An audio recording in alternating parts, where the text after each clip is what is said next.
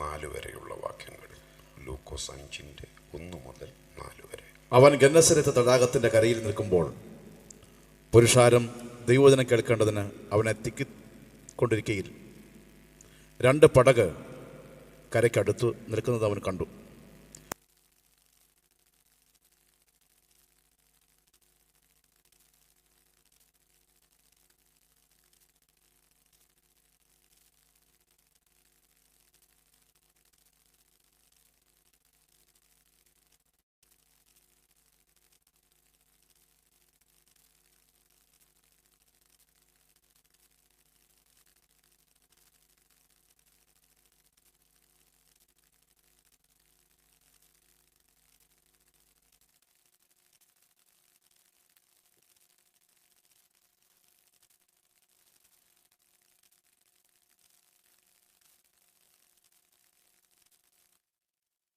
ദൈവത്തെ ഈ 2026 അനുഭവിച്ച ദൈവമക്കൾ നന്ദി നിറഞ്ഞ ഹൃദയത്തോടെ ഒരു നിമിഷം കർത്താവിന് മഹത്വം കൊടുത്ത് പ്രാർത്ഥിച്ചാട്ടെ. Hallelujah, hallelujah.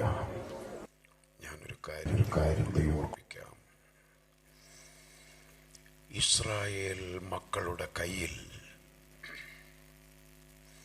ഒരായുധവും ഇല്ലാതിരിക്കുമ്പോഴാണ് യെരിഹോ മതിലിൻ്റെ മുൻപിൽ അവർ ചെന്നുപെട്ടത്. മതിൽ മറികടന്നേ പറ്റൂ, പക്ഷെ ആവില്ല. കനത്തതോ പെരുത്തതോ ആയ ആ മതിൽ പൊളിക്കാനാവൂ, തകർക്കാനാവൂ. അതും നീണ്ട ദിവസങ്ങൾ അതിനെടുക്കും.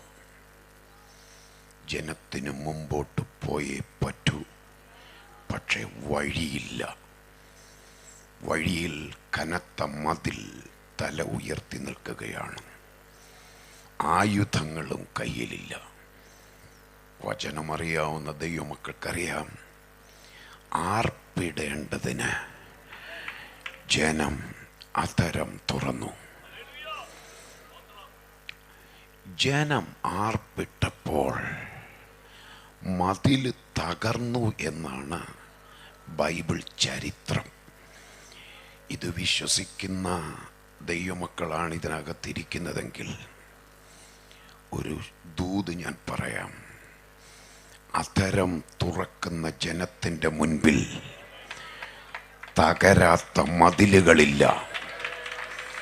അധരം തുറക്കുന്ന ജനത്തിൻ്റെ മുൻപിൽ വഴി മാറാത്ത പോരുകളില്ല. ഓ ഹല്ലേലൂയ. ഞങ്ങളുടെ ദൈവമേ, സ്വർഗസ്ഥ പിതാവേ, ഈ നല്ല രാത്രിക്കായിട്ട് സ്തോത്രം. സ്വർഗത്തിലെന്നേക്കും സ്ഥിരമാക്കപ്പെട്ടിരിക്കുന്ന തിരുവെഴുത്തുകൾക്കായി സ്തോത്രം. ഈ രാത്രി ഞങ്ങൾക്ക് വചനം തെളിയിച്ച് തരണമേ. വചനത്തിൻ്റെ പ്രകാശനം ഹൃദയങ്ങളിൽ വെളിപ്പെടാതിരിക്കേണ്ടതിന് ആത്മാക്കളുടെ മേൽ ആധിപത്യം സ്ഥാപിച്ച് വാഴുന്ന ഈ ദേശത്തിൻ്റെ അധിപതിയുടെ മേൽ ഇന്ന് രാത്രി ദൈവമക്കളായി ഞങ്ങൾ ഒരുമിച്ച് ചേർന്ന് യേശുവിൻ്റെ രക്തത്താലും വചനത്താലും ആത്മാവിനാലും ജയം പ്രഖ്യാപിക്കുന്നു. കോമ്പൗണ്ടിന് ചുറ്റും ദൂതസഞ്ചയത്തിൻ്റെ കാവലുള്ളതുകൊണ്ട് സ്തോത്രം. ഞങ്ങൾ ക്രൂശിൽ മറയട്ടെ, ഞങ്ങൾ ക്രൂശിൽ മറയട്ടെ. അവിടുത്തെ സാന്നിധ്യം ഞങ്ങൾ ആത്മാവിൽ അനുഭവിക്കുന്നു. നാമത്തെ മഹത്വപ്പെടുത്തണമേ. യേശുവിൻ നാമത്തിൽ പിതാവേ, ആമേൻ. പാമ്പാടി പരിസര പ്രദേശങ്ങൾ എന്ന് പറയുന്നത് പതിറ്റാണ്ടുകളായിട്ട് ഇടതടവില്ലാതെ സുവിശേഷ യോഗങ്ങൾ നടക്കുന്ന ഒരു ദേശമാണ്.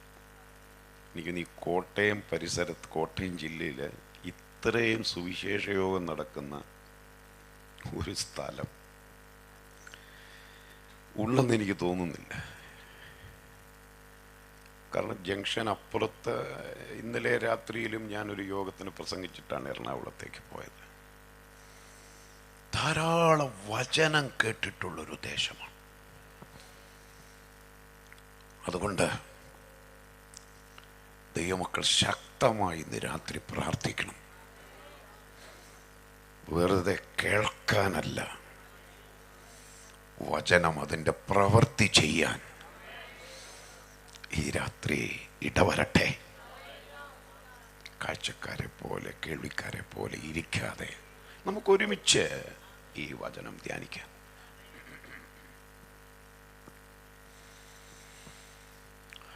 സാമാന്യ വേദപുസ്തക ബന്ധമുള്ള എല്ലാവർക്കും ഏറെ ഭാഗമാണ് നമ്മൾ ഇന്ന് രാത്രി ഇവിടെ വായിച്ചത്.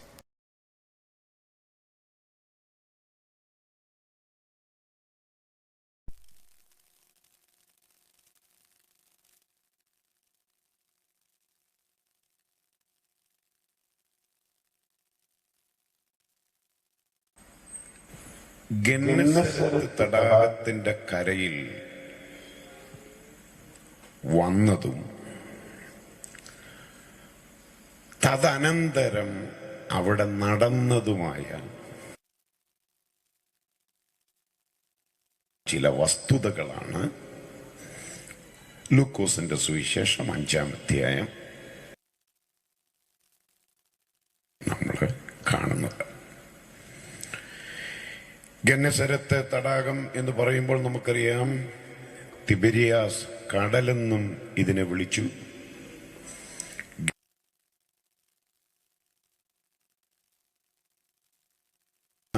മൈൽ നീളമുള്ള ഒരു തടാകം തന്നെയായിരുന്നു ഇതെന്നുള്ളത് പുതിയ നിയമ വേദപുസ്തക ഭൂമിശാസ്ത്രം ഒരിക്കലെങ്കിലും ശ്രദ്ധിച്ചിട്ടുള്ളവർക്ക് അറിയാവുന്ന വസ്തുതയാണ്. പക്ഷേ 13 മൈൽ നീളവും 7 മൈൽ വീതിയുമുള്ള ഈ തടാകത്തിൽ ഇടയ്ക്കൊക്കെ തിരമാലകൾ ഉണ്ടാകുമായിരുന്നു, ശക്തമായ കാറ്റും.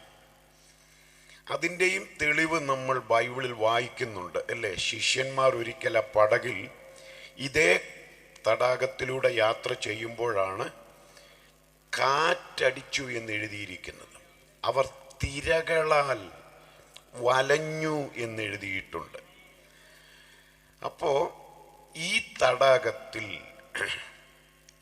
ശക്തമായ കാറ്റടിക്കുകയും തദ്വാര തിരമാലകൾ ഉയരുകയും ചെയ്യുന്നത് സാധാരണ സംഭവമായിരുന്നത് കൊണ്ടാണ് മുക്കുവരായ ആളുകൾ, അന്നത്തെ ആളുകൾ, ഈ തടാകത്തെ കടൽ എന്ന് വിളിക്കുകയും വിശേഷിപ്പിക്കുകയും ചെയ്തത്. അപ്പൊ തിബെരിയാസ് കടൽ, ഗന്നസരത്ത് തടാകം, ഗലീല കടൽ തുടങ്ങിയ മറുനാമങ്ങൾ, ഒന്നിലധികം പേരുകളുള്ള ഒരു സ്ഥലം, ഒരു കടൽ. ഞാൻ വിശദമായ വിശകലനം പരമാവധി കുറയ്ക്കുകയാണ്. എനിക്ക് തദ്ദേശീയരായ ഈ നാട്ടുകാരും കൂടെ ശ്രദ്ധിക്കുന്നുണ്ട് എന്ന് കരുതിയാണ് എനിക്കങ്ങനെ വചനം പങ്കുവെച്ച് പറഞ്ഞു പോകാനാണ് താല്പര്യം. അതുകൊണ്ട് സാദരം സഹൃദയരായ സമീപവാസികളുടെ കൂടെ ശ്രദ്ധ ഞാൻ സ്നേഹാദരവോടെ ക്ഷണിക്കുകയാണ്. യേശു ഈ തടാകത്തിൻ്റെ കരയിൽ എത്തി. പിന്നീട് നമ്മൾ കണ്ടത്, ദൈവവചനം കേൾക്കേണ്ടതിന് അവനെ തിക്കിക്കൊണ്ടിരിക്കയിൽ. അപ്പൊ യേശു ഈ കടൽക്കരയിൽ എത്തി എന്നറിഞ്ഞ് ഒരു വലിയ കൂട്ടം ആളുകൾ വചനം കേൾക്കാനായി എത്തി. ശരിക്കും അതൊരു വചന ശുശ്രൂഷയ്ക്ക് വേണ്ടി തരപ്പെടുത്തിയ ഇടമല്ല. ഈ സ്ഥലത്തിനൊരു പ്രത്യേകതയുള്ളത് നിങ്ങൾ ശ്രദ്ധിച്ചാൽ അറിയാം. ഇത് മത്സ്യബന്ധന കേന്ദ്രമാണ്. കാരണം തൊട്ട് താഴെ എന്താ എഴുതിയിരിക്കുന്നത്? അവയിൽ നിന്ന് മീൻപിടിക്കാർ ഇറങ്ങി വല കഴുകുകയായിരുന്നു. അപ്പം മത്സ്യബന്ധനത്തിന് പോകുന്ന മുക്കുവന്മാർ മീൻ പിടിക്കാൻ പോകുന്നതും പിടിച്ചുകൊണ്ട് തിരിച്ചു വന്ന് വിൽപ്പന നടത്തുകയും ചെയ്യുന്ന ഒരു സ്ഥലമാണിത്. അപ്പോ ഇതൊരു മത്സ്യബന്ധന കേന്ദ്രമാണ്. ഹാർബർ എന്നൊക്കെ നമ്മൾ പറയുന്നു ഇല്ലേ? മീൻ മേടിക്കാൻ ഞങ്ങൾക്ക് എറണാകുളത്ത് കൊച്ചിയിലെ ഹാർബറിൽ പോയാൽ പിടിച്ചുകൊണ്ടുവരുന്ന ഇടത്ത് നിന്ന് മീൻ വാങ്ങാൻ കഴിയും. അവിടെ ആള് ഭയങ്കര ആളാണ്. രാവിലെയൊക്കെ നമ്മൾ ചെന്നാൽ വലിയ ആൾത്തിരക്കാണ്. അപ്പം മത്സ്യബന്ധന കേന്ദ്രത്തിൽ ആള് കൂടുന്നത് അത്ഭുതമല്ല. കാരണം അവിടെ മീൻ വിൽപ്പന കേന്ദ്രമാണ്.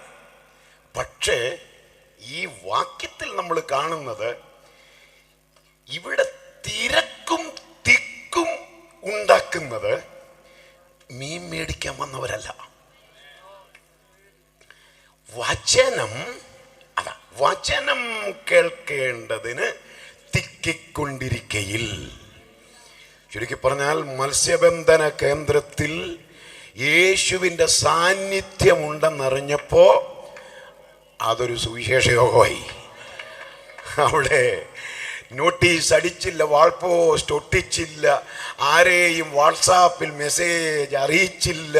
കണ്ടോ, യേശു ഉള്ള ഇടത്തേക്ക് ആളുകൾ ഓടി എത്തി.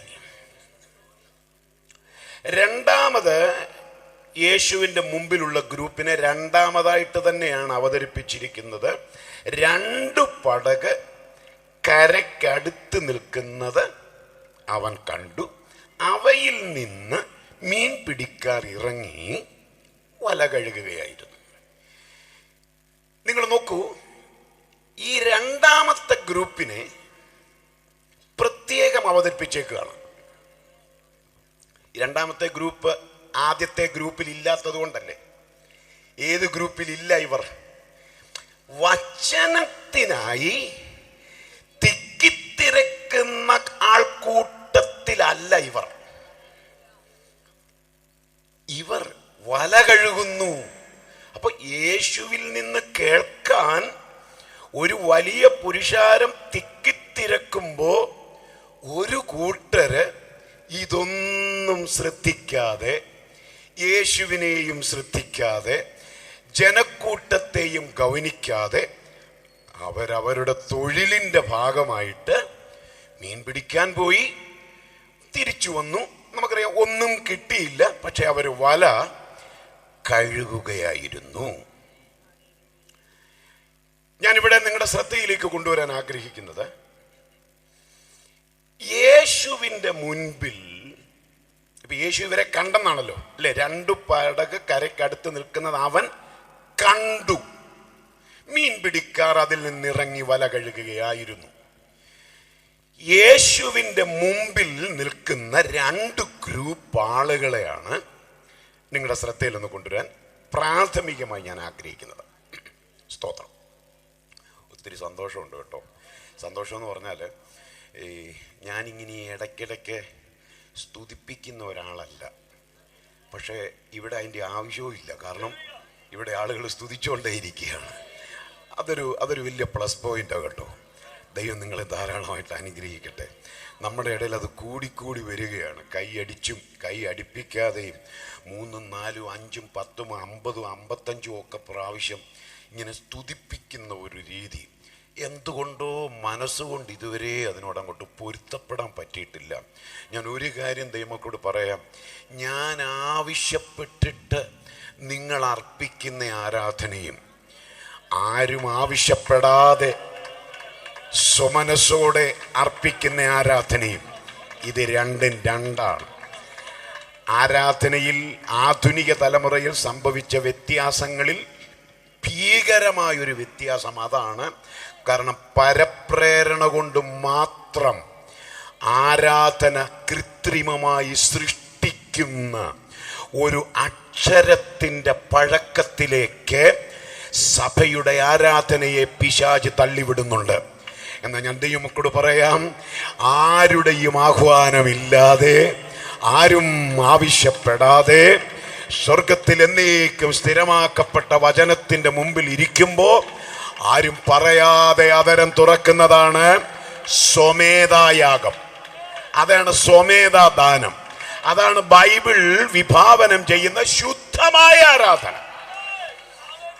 നിങ്ങളുടെ ആരാധനയുടെ അകമ്പടിയോടുകൂടെ നമുക്കിന്ന് രാത്രി ഈ വചനം ധ്യാനിക്കാം. അപ്പൊ യേശുവിൻ്റെ മുൻപിൽ നിൽക്കുന്ന രണ്ട് ഗ്രൂപ്പ് ആളുകൾ വ്യക്തമായല്ലോ. ഒരു ഗ്രൂപ്പ് വചനത്തിനായി വന്നവരാണ്. രണ്ടാമത്തെ ഗ്രൂപ്പ് മീനിനായി വന്നവരാണ്. അല്ലേ? അതിനി നമുക്ക് സംശയിക്കേണ്ട കാര്യമില്ലല്ലോ. അവര് മീൻ പിടിക്കാരായിരുന്നു. രാത്രി മുഴുവൻ മീൻ പിടിച്ചു, ഒന്നും കിട്ടിയില്ല. അവര് രാവിലെ യേശു അവിടെ വന്നപ്പോൾ അവരിറങ്ങി വല കഴുകുകയായിരുന്നു. അപ്പം മീൻ പിടിക്കാരായ ഒരു ഗ്രൂപ്പ്. യേശു കർത്താവിൻ്റെ മുൻപിൽ നിൽക്കുന്ന ഈ രണ്ട് ഗ്രൂപ്പിനെ നമുക്കൊന്നുകൂടെ ഒന്ന് പഠനവിധേയമാക്കാം.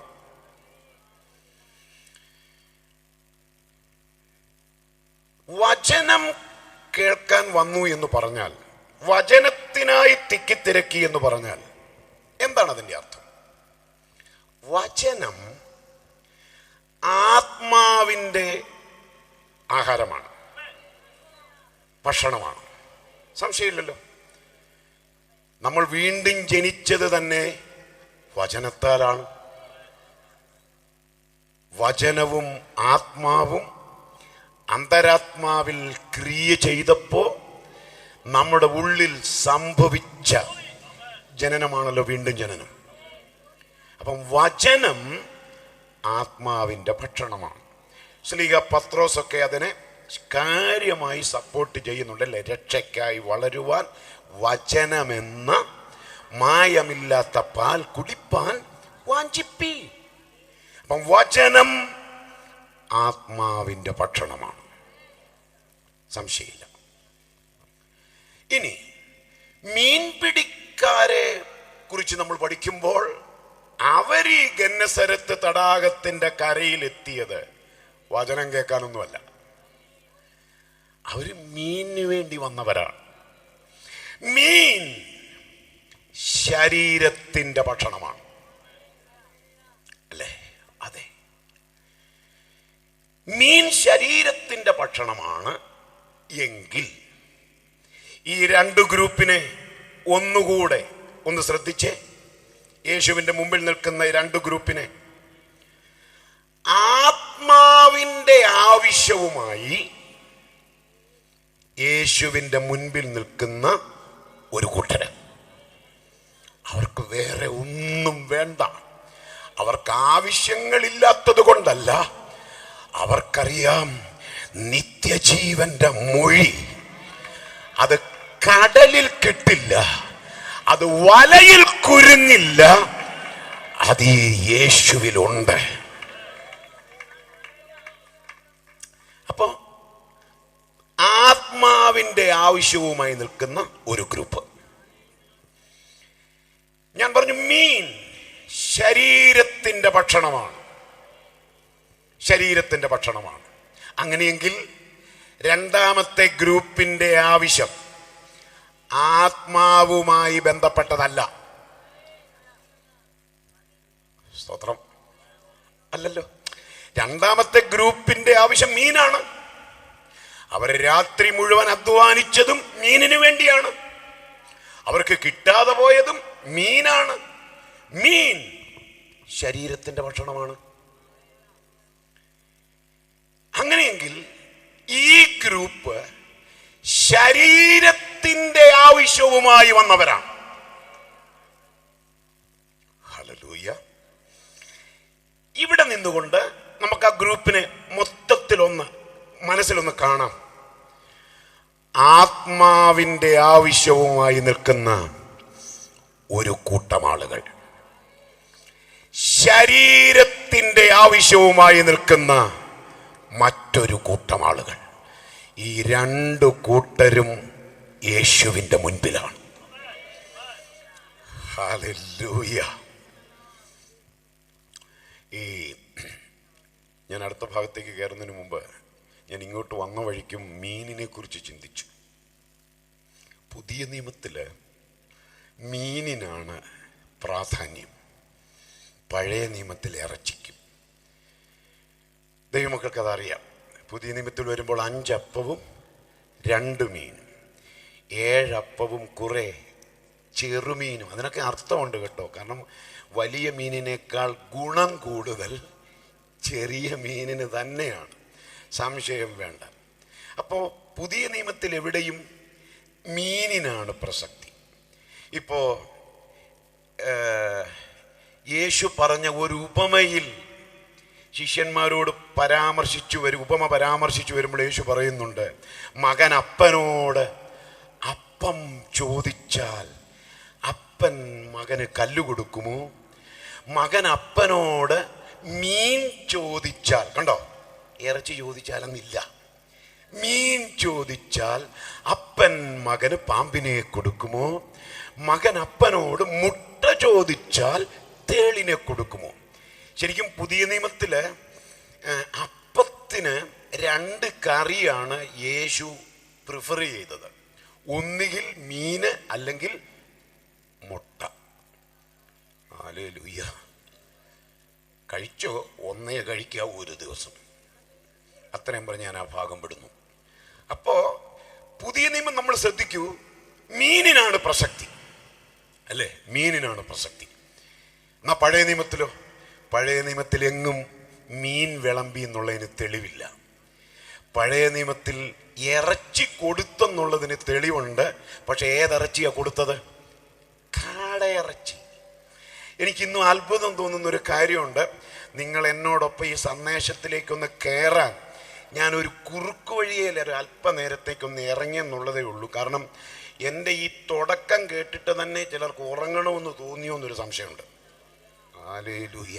കാരണം നമ്മുടെ ഇടയിൽ ഈ നിന്നെയും കൊല്ലും ഞാനും ചാകുമെന്നും പറഞ്ഞൊരു തുടക്കവും ഒരു പോക്കും രീതിയൊക്കെ ഉണ്ട്. പക്ഷേ ഇത്രയും നാട്ടുകാർ കേൾക്കുന്ന ഒരു സുവിശേഷ യോഗത്തിൽ അത്ര അഭ്യാസം കാണിക്കണമെന്നുള്ളതാണ് എൻ്റെ ശാന്തമായി വചനമൊന്ന് പറഞ്ഞ് പോകാനാണ് ഞാൻ ഇന്ന് രാത്രി ഇഷ്ടപ്പെടുന്നത്. അതുകൊണ്ട് നിങ്ങൾ പ്രാർത്ഥനയോടെ ഇരിക്കുക. എനിക്ക് അത്ഭുതം തോന്നിയ കാര്യം എന്ന് പറഞ്ഞാൽ എന്താണെന്നറിയോ? ഒരിക്കൽ പോലും ഈ മെനു ദൈവം മാറ്റിയില്ല. പഴയ നിയമത്തിൽ കാടയിറച്ചി തന്നെ കൊടുത്തു. എന്താ പോത്തിറച്ചി കൊടുക്കാഞ്ഞ്? ഞാൻ പറയുന്നത്, ഇപ്പം ഞാനും എൻ്റെ വൈഫും മാത്രമേ ഉള്ളൂ വീട്ടിൽ. എനിക്കിഷ്ടമുള്ളൊരു കറിയാണ് സാമ്പാർ.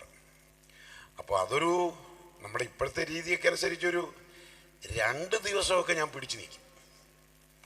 കാരണം അതിനാണല്ലോ നമ്മൾ ഈ ഫ്രിഡ്ജ് മേടിച്ച് വെച്ചിരിക്കുന്നു.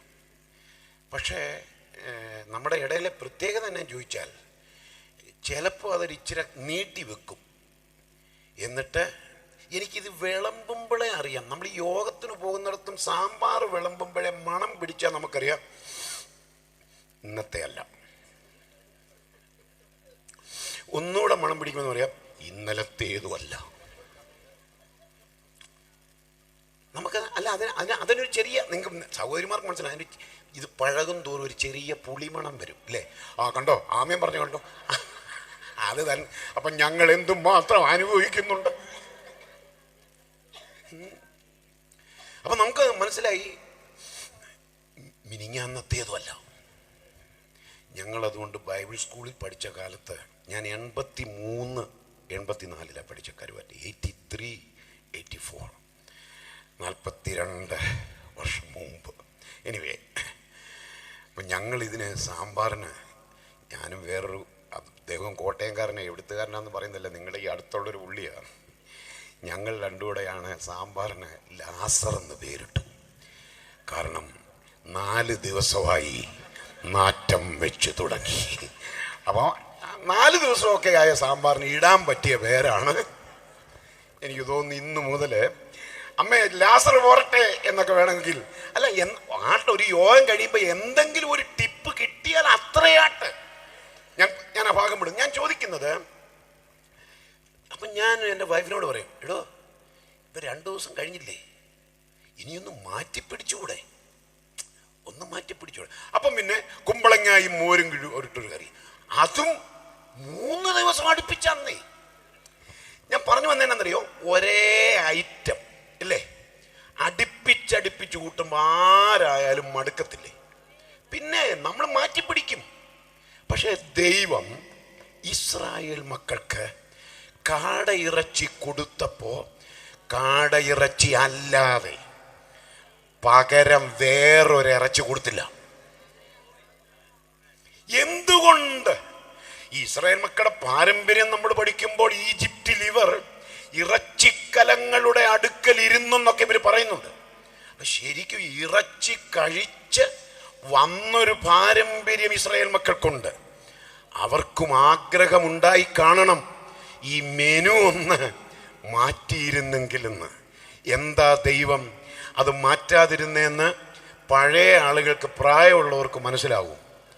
1000 കോഴിക്ക് അരക്കാടയെന്ന ചൊല്ല് എന്ന് പറഞ്ഞാൽ 1000 കോഴിയെ കഴിക്കുന്നതിന് തുല്യമാണ് ഒരു കാടയുടെ പകുതി കഴിക്കുന്നത്. അപ്പം ഗുണം എന്തിനാന്ന് വല്ല പിടിയും കിട്ടിയോ? കാടയിറച്ചി ഫാറ്റ്ലെസ് മീറ്റാണ്, കൊഴുപ്പില്ലാത്ത ഇറച്ചിയാണ്. അത് ഹെൽത്തി മീറ്റാണ്, ആരോഗ്യദായകമാണ്. കാടയിറച്ചി കഴിച്ചാർക്കും കൊളസ്ട്രോൾ വരില്ല, കൊഴുപ്പുണ്ടാവില്ല. അത് ദീർഘദൂര മരുഭൂ യാത്രയിൽ ശരീരത്തിന് ബലം നൽകുന്നതാണ്. ഇപ്പം നിങ്ങൾക്ക് മനസ്സിലായോ? ദൈവം ചില മെനു മാറ്റാതിരിക്കുന്നത് നമ്മെ കരുതാനാണ്. നീ ആഗ്രഹിക്കുന്നതും കൊതിക്കുന്നതും ചിലപ്പോൾ വെച്ച് നീട്ടാത്തത് അവൻ നമ്മെ സ്നേഹിക്കുന്നത് കൊണ്ട് തന്നെയാണ് എന്ന് പറഞ്ഞ് ഞാൻ ആ ഭാഗം വിടട്ടെ. അതുകൊണ്ടാണ് ഈ പഴയ നിയമ പാരമ്പര്യ പശ്ചാത്തലത്തിൽ നിന്നുകൊണ്ടാണ് യേശു പ്രാർത്ഥിക്കാൻ പഠിപ്പിച്ചപ്പോൾ ഇങ്ങനെ ഒരു വാചകം പഠിപ്പിച്ചത്, ഞങ്ങൾക്ക് ആവശ്യമുള്ള ആഹാരം ഇന്ന് തരണമേ. ആ പദത്തിന് ഈ പഴയ നിയമ പശ്ചാത്തലമാണുള്ളത്. ഞങ്ങൾക്ക് ആഗ്രഹമുള്ള ആഹാരം തരാൻ യേശു പഠിപ്പിച്ചില്ല. മനസ്സിലാകുന്നുണ്ടോ? ആഗ്രഹമുള്ളതല്ല ഒരു ദൈവ പൈതൽ അപേക്ഷിക്കേണ്ടത്, ആവശ്യമുള്ളതാണ്. അപ്പൊ അങ്ങനെയാണ് ആ പ്രാർത്ഥനയുടെ ഗതിവിഗതികൾ. പോട്ടെ, ഞാൻ ആ ഭാഗം വിടുന്നു. അപ്പൊ ഞാൻ പറഞ്ഞു വന്നത്, പുതിയ നിയമത്തിൽ കൂടുതലും മീനിനാണ് പ്രാധാന്യം, പ്രസക്തി. ഞാനും എൻ്റെ പരിമിതമായ അറിവിൽ ഇറച്ചി കഴിച്ച് വളരുന്നവരെക്കാൾ ശരീരത്തിന് ആരോഗ്യം മീൻ കഴിച്ചു വളരുന്നവർക്കാണ് എന്ന് ഞാൻ അറിഞ്ഞിട്ടുണ്ട്. അത് ശ്രദ്ധിച്ചാൽ നമുക്ക് മനസ്സിലാവും. ആരോഗ്യദായകമാണ് മീൻ. ഏത് രോഗികൾക്കും മീൻ കഴിക്കാമല്ലോ.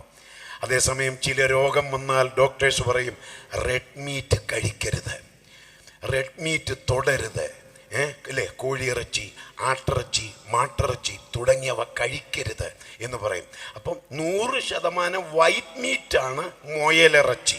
അതൊന്നും നമുക്ക് കിട്ടുക വലിയ പാടുള്ള കാര്യമാണ്. അപ്പം ഞാൻ പറഞ്ഞു വന്നത് എന്തിനാണെന്നറിയാവോ? ശരീരത്തിൻ്റെ ഭക്ഷണം എന്ന് പറയുന്നത് കൊച്ചു കാര്യമല്ല.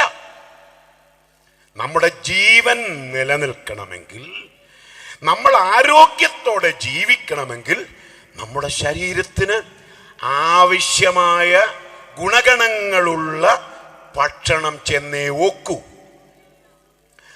ഒരാത്മീയ മനുഷ്യൻ കൃപയിൽ നിലനിന്ന് ജീവിക്കണമെങ്കിൽ ആത്മാവിൻ്റെ ഭക്ഷണമായ വചനം ആ വ്യക്തിക്ക് ചെന്നേ പറ്റും. ഇതിനകത്തിരിക്കുന്ന ദൈവമക്കൾക്കറിയാം. എൻ്റെ അനുഭവം ഞാൻ പറയാം. ചില ഞായറാഴ്ചകളിൽ വളരെ ക്ഷീണിച്ചായിരിക്കും സഭായോഗത്തിന് ചെല്ലുന്നത്. പക്ഷേ ഒരു 35-40 മിനിറ്റ് ഈ വചനം കൈകാര്യം ചെയ്ത് കഴിയുമ്പോൾ അതുവരെ ഉണ്ടായിരുന്ന ക്ഷീണം എങ്ങോട്ട് പോയെന്ന് നമ്മൾ അറിയത്തില്ല. ഇപ്പം മനസ്സിലായോ? വചനത്താൽ ആത്മബലം ധരിച്ചിട്ടുള്ളവർ ഇതിനകത്തിരിപ്പുണ്ട്. നമ്മുടെ ഹൃദയത്തെ ബലപ്പെടുത്തുന്ന അപ്പമായ വചനത്തിനായി ഈ രാത്രി ഞാൻ സ്തോത്രം ചെയ്യുകയാണ്. വചനം ആത്മാവിന്റെ ഭക്ഷണമാണ്, മീൻ ശരീരത്തിന്റെ ഭക്ഷണമാണ്. ഇപ്പോ എൻ്റെ ശ്രോതാക്കൾക്ക് എല്ലാവർക്കും മനസ്സിലായി യേശുവിൻ്റെ മുമ്പിൽ നിൽക്കുന്ന ഈ 2 ഗ്രൂപ്പ് ആളുകൾ ആരൊക്കെയാണ്. അവരെ ഇങ്ങനെ ചുരുക്കി പറയാം എന്നാണ് ഞാൻ പറഞ്ഞത്. ഒന്നുകൂടെ പറഞ്ഞാൽ, നമുക്കിഷ്ടമുള്ള ഒരു ഭാഷ കണക്ട് ബന്ധിപ്പിച്ച് പറഞ്ഞാൽ, ആത്മാവിൻ്റെ വിടുതൽ ആഗ്രഹിക്കുന്ന കുറച്ചു പേര്, ശരീരത്തിന്റെ വിടുതൽ ആഗ്രഹിക്കുന്ന കുറച്ചു പേര്. ഇവര് 2 കൂട്ടരും നിൽക്കുന്നത് ഇത് രണ്ടും നൽകാൻ. ഓ ഹല്ലേലൂയ! ഈ 2 വിടുതലും നൽകാൻ കഴിവുള്ളവന്റെ മുൻപിലാണ് ഇന്ന് രാത്രി യോഗ സ്ഥലത്തിരിക്കുന്ന ദൈവമക്കളോട് ഞാൻ പറയുക, വെറുതെ ഇവിടെ വന്ന് അഭിഷക്തന്മാരുടെ മുമ്പിലല്ല നമ്മൾ ഇരിക്കുന്നത്. ശരീരത്തിലും ആത്മാവിലും വിടുതൽ നൽകി ബലത്തോടെ, കരുത്തോടെ, ആത്മബലത്തോടെ നമ്മെ അനുഗ്രഹിച്ചയക്കാൻ കരുത്തുള്ളവന്റെ മുൻപിലാ നമ്മൾ വന്നത്. Praise the Lord. ഇനി നമുക്കിവരെ ഒന്നുകൂടെ ഒന്ന് ശ്രദ്ധിക്കാം. നിങ്ങളുടെ മനസാക്ഷിയിൽ നിങ്ങൾ ചിന്തിക്കൂ, ഇവരിൽ ആരെയാണ് യേശു ആദ്യം പരിഗണിക്കേണ്ടത്?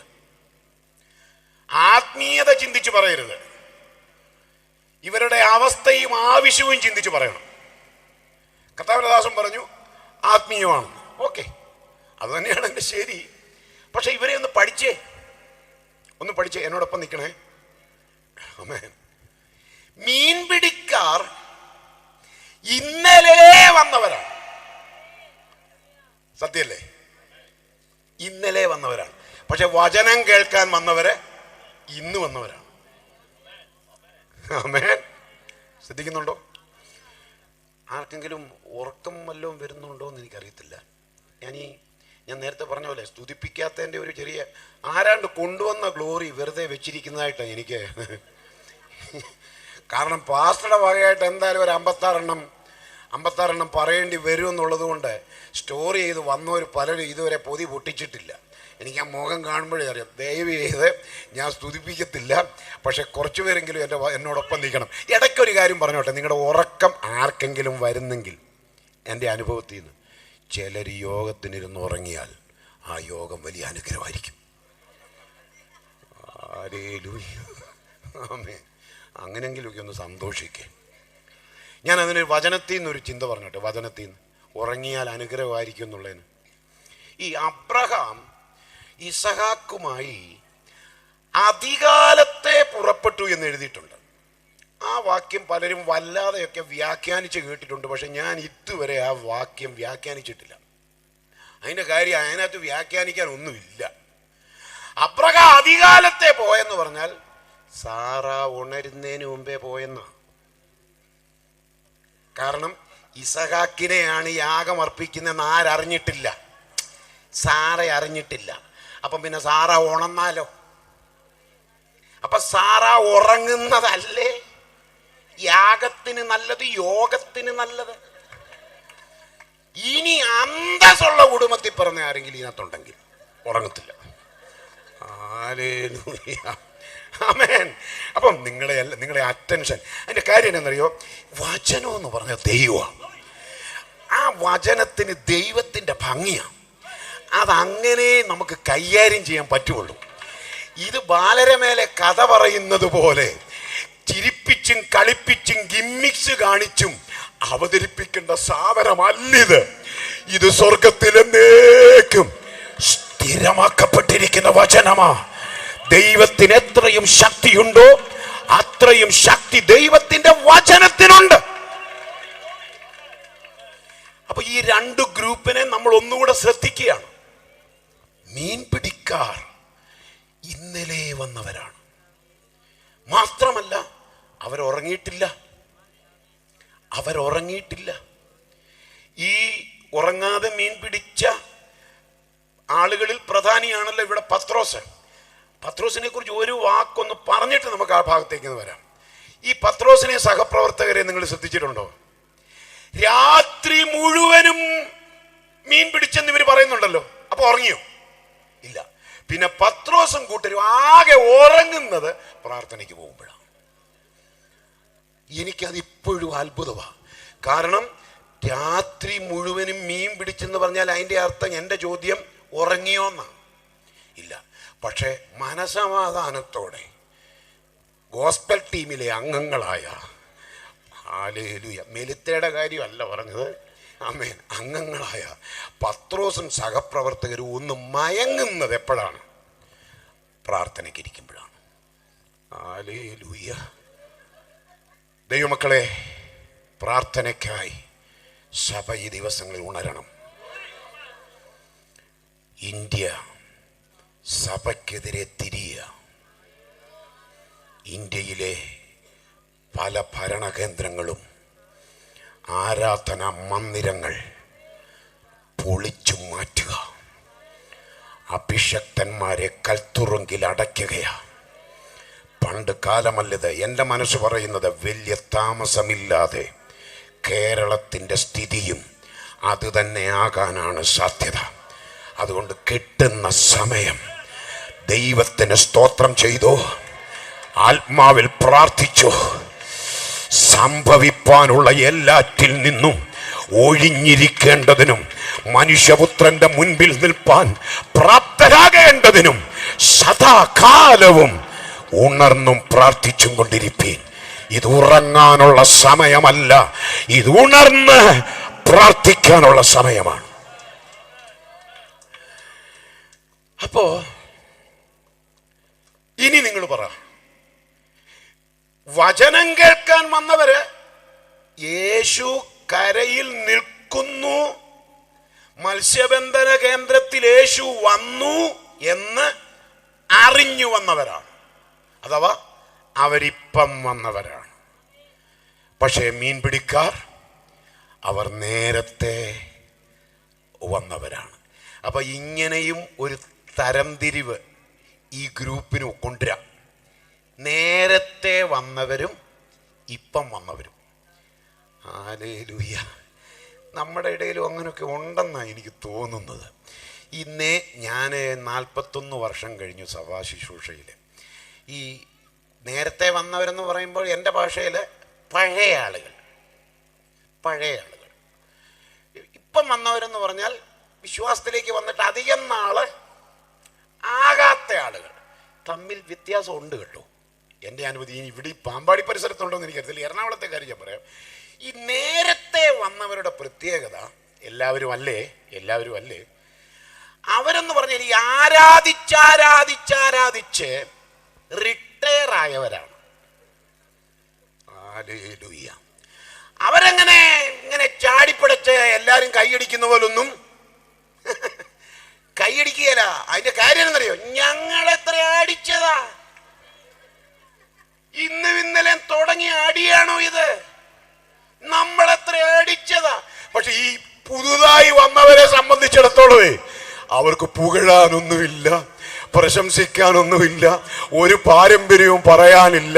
കള്ളടിച്ച് കഞ്ചാവടിച്ച് കടത്തിണ്ണയിലും കിടന്ന് ആർക്കും വേണ്ടാതെ കിടന്നിടത്ത് നിന്ന് സുവിശേഷത്താൽ കർത്താവ് ദൈവസഭയ്ക്കകത്തേക്ക് വലിച്ചടുപ്പിച്ചപ്പോ ദൈവം നരകത്തീയിൽ നിന്ന് വിടുവിച്ചതോർത്ത് അവരൊന്നും നോക്കാതെ കൈയടിക്കും, അവരൊന്നും നോക്കാതെ ശബ്ദമുയർത്തും, യഹോവേ നീ നല്ലവൻ എന്ന് ചൊല്ലി.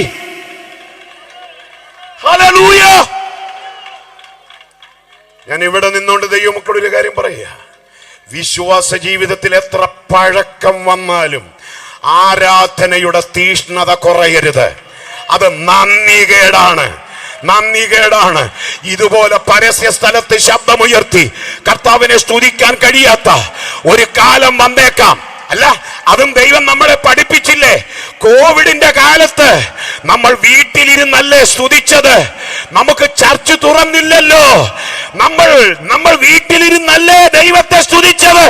അങ്ങനെയെങ്കിൽ ഈ പരസ്യ സ്ഥലത്ത് ഈ കർത്താവിനെ ആരാധിപ്പാൻ സ്വാതന്ത്ര്യം ലഭിച്ച ദൈവമക്കളെ, അവസരം ലഭിച്ച ദൈവമക്കളെ, ശബ്ദം ഇത് മതിയോ?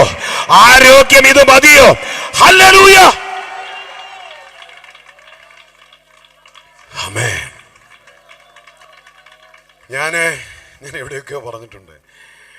ഞാൻ ഇങ്ങനെയൊക്കെ വചനം, എനിക്ക് നല്ല ശബ്ദമാണ് കേട്ടോ, നല്ല സിസ്റ്റം. Thank you. വളരെ മനോഹരമായി മിക്സ് ചെയ്യുന്നുണ്ട്. അത് വളരെ, ഞാൻ ആ വീടിൻ്റെ സിറ്റ് ഔട്ടിലിരുന്ന് കേൾക്കുകയായിരുന്നു. ഈ ഇൻസ്ട്രുമെൻസും പാട്ടിൻ്റെ വോയിസും കൂടെ കൃത്യമായി മിക്സ് ചെയ്യുക എന്ന് പറയുന്നത് ഒരു ചെറിയ കാര്യമല്ല. നമ്മുടെ ചർച്ചിലും അത്യാവശ്യം തെറ്റില്ലാത്ത സിസ്റ്റവും സൗണ്ട് എഞ്ചിനീയറും ഒക്കെ ഉള്ളതുകൊണ്ട് ഞാൻ പറയുകയാണ്, വളരെ മനോഹരമായിരിക്കുന്നു. ആമേൻ. ഇത് കുറയ്ക്കരുത്, ഇതൊട്ടും കുറയ്ക്കരുത്.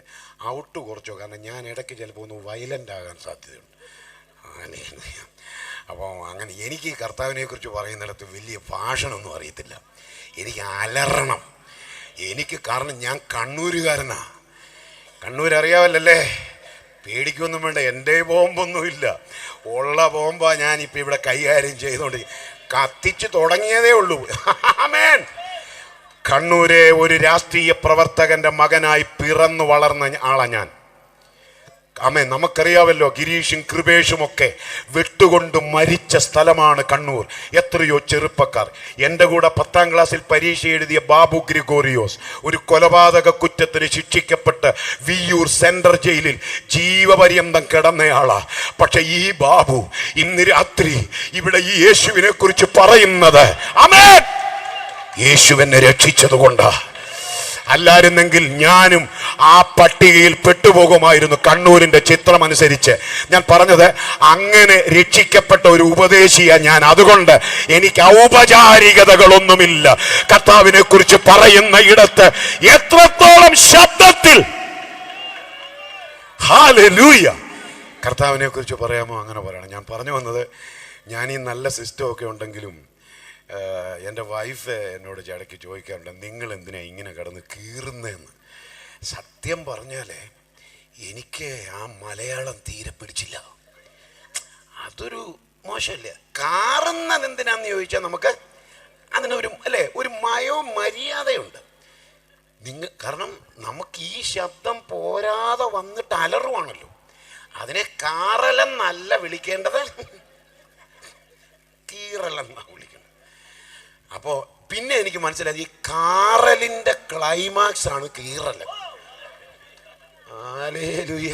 ഞാൻ ഇവിടെ ഇരിക്കുന്ന ആരാധിച്ച് പരിചയം ശീലമുള്ള ദൈവം കൂടെ പറയാം, ഒരു കാലത്തൊക്കെ സഭായോഗമൊക്കെ കഴിയുമ്പോൾ നമ്മുടെ ശബ്ദം അടയ്ക്കുമായിരുന്നു.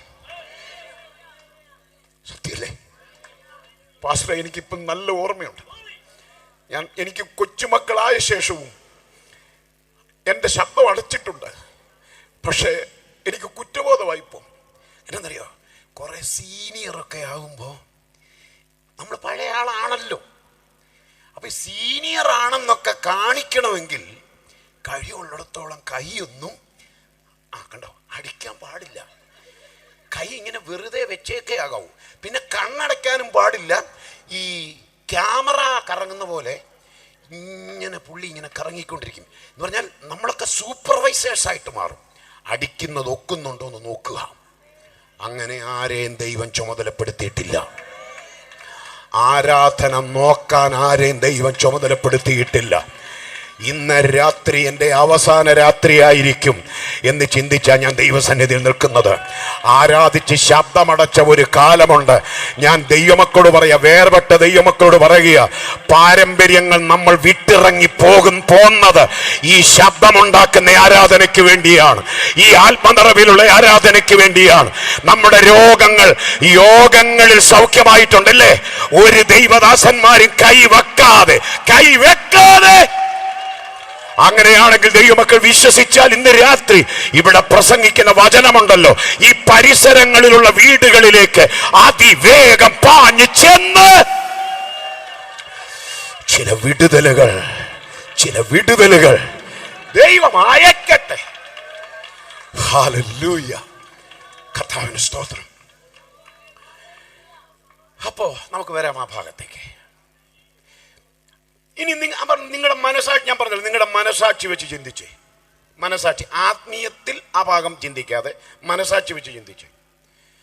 ഇവരിൽ ആരെയാണ് യേശു പരിഗണിക്കേണ്ടത്? ആദ്യം ഇന്നലെ വന്നവരെയാണ്. അതിൻ്റെ കാരണം എന്നാ? അവർ ഉറങ്ങിയിട്ടില്ല.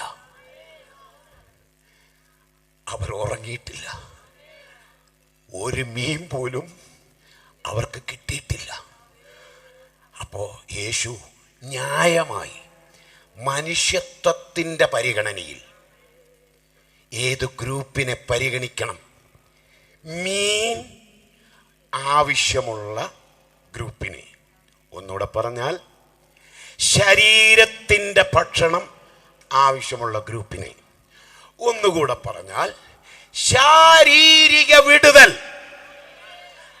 ആഗ്രഹിക്കുന്ന ഗ്രൂപ്പിന് വേണം യേശു ആദ്യ പരിഗണന നൽകാൻ. സത്യമല്ലേ? നിങ്ങൾക്ക് ആർക്കും എതിർപ്പില്ല. നിങ്ങളുടെ മുഖം കണ്ടപ്പോൾ മനസ്സിലായി. അതെ, അതാണ് അതിൻ്റെ ശരി. മനുഷ്യത്വത്തിൽ അത് തന്നെയാണ് ശരി. നമുക്ക് ആ രംഗമൊന്ന് നോക്കാം. യേശു മനുഷ്യത്വപരമായിട്ടാണോ ഇവരോട് പ്രതികരിക്കുന്നതെന്നൊന്ന് നോക്കാം. യേശു നോക്കിയപ്പോൾ തിക്കിത്തിരക്കുക ഒരു കൂട്ടം ആളുകൾ. മറ്റവര് ഈ യോഗത്തിന് വന്നവരെ ശ്രദ്ധിക്കുന്നേയില്ല. അവര് വല കഴുകുകയാണ്. പരസ്പരം ഇടയ്ക്കൊന്ന് നോക്കും. കാരണം എന്താ? ഒന്നും കിട്ടിയിട്ടില്ല. രാത്രി മുഴുവൻ അധ്വാനിച്ചതാ. നല്ല ഉറക്കക്ഷീണമുണ്ട്. അവരവിടെ നടക്കുന്ന ആൾക്കൂട്ടത്തെയോ തിക്കിത്തിരക്കുന്ന സമൂഹത്തെയോ ശ്രദ്ധിക്കുന്നില്ല. പക്ഷേ യേശു ഈ രണ്ട് കൂട്ടരെയും വിവേചിച്ച ശേഷം, വിലയിരുത്തിയ ശേഷം യേശു ശിമോനോട് പറയുകയാണ്. അതിൻ്റെ അർത്ഥം ഇതാണ്: എനിക്ക് ചുറ്റും ഈ ആളുകൾ വചനം കേൾക്കാൻ തിക്കിത്തിരക്കുന്നത് കൊണ്ട് എനിക്കിവരുടെ മുഖം കണ്ട് സംസാരിപ്പാൻ കഴിയില്ല. കഴിയണമെങ്കിൽ എനിക്കൊരു സ്റ്റേജ് വേണം. ഇതുപോലൊരു സ്റ്റേജ് വേണം. കർത്താവ് നോക്കിയപ്പോൾ ശിമോന്റെ പടക് കാലിയാണ്. മീൻ കിട്ടിയിട്ടില്ല, ഒന്നും കിട്ടിയിട്ടില്ല. അതിനകത്തൊരു ദൂത് മനസ്സിലായോ? ഒന്നും കിട്ടാതിരുന്ന പടകിനെ കുറിച്ച് ശിമോന് വേറെ പദ്ധതിയൊന്നുമില്ല. പക്ഷെ ഒന്നും കിട്ടാത്ത ആ പടകിനെ കുറിച്ച് യേശുവിനൊരു പദ്ധതിയുണ്ട്. ഒന്നുകൂടെ പറഞ്ഞാൽ കുലത്തൊഴിലാണ് മത്സ്യബന്ധനം, അല്ലേ? ശിമോന്റെ കുലത്തൊഴിലാണ് മത്സ്യബന്ധനം എന്ന് പറഞ്ഞാൽ പരമ്പരാഗതമായി നന്നായി ചെയ്യാൻ അറിയാവുന്ന തൊഴിലാണ് മത്സ്യബന്ധനം. ആ മേഖലയിൽ 100% പരാജയപ്പെട്ട് നിൽക്കുകയാ പത്രോസ്. എനിക്ക് ഇഷ്ടം തോന്നിയത് എന്നറിയാവോ? ഈ പരാജയപ്പെട്ട് നിൽക്കുന്നവനിലാ എൻ്റെ കർത്താവിൻ്റെ കണ്ണുടക്കിയത്. ഇന്ന് രാത്രി ഈ ദേശത്തെ ചില കുടുംബങ്ങളെ വിവേചിച്ച് ഞാൻ പറയുന്നു, അറിയാവുന്ന തൊഴിലിൽ നീ തോറ്റുപോയെന്ന് കരുതി നിന്നെ എഴുതി തള്ളുന്നവനല്ല നമ്മുടെ കർത്താവ്. നിനക്ക് വേണ്ടി ചിലത് ചെയ്യാൻ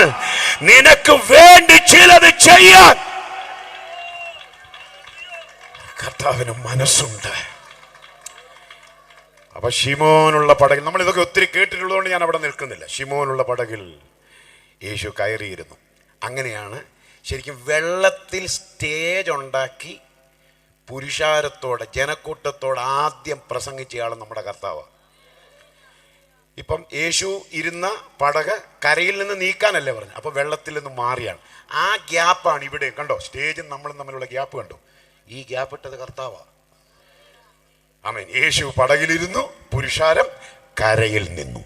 അപ്പൊ ഇനി ശ്രദ്ധിച്ചേ, ആത്മാവിന്റെ ഭക്ഷണമായ വചനത്തിനായി തിക്കിത്തിരക്കിയ ജനവും ശരീരത്തിന്റെ ഭക്ഷണമായ മീനിനു വേണ്ടി ഈ കടൽക്കരയിൽ വന്ന മീൻ പിടിക്കാരും യേശുവിന്റെ മുമ്പിൽ നിൽക്കുമ്പോൾ മാനുഷിക പരിഗണനയിൽ ഞാൻ പറഞ്ഞു, ഇന്നലെ വന്നിട്ട് ഒരു മീനും പിടിക്കാൻ കഴിയാതെ ക്ഷീണിച്ച് വശം കെട്ട് നിൽക്കുന്നവരെ അല്ലേ ആദ്യം പരിഗണിക്കേണ്ടത്.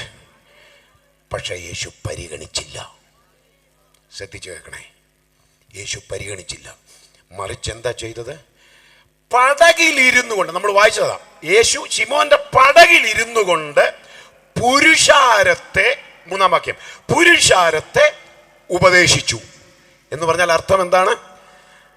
ആത്മാവിൻ്റെ ഭക്ഷണമായ വചനത്തിനായി തിക്കിത്തിരക്കിയവരുടെ കേസാണ് യേശു ആദ്യം എടുത്തത്.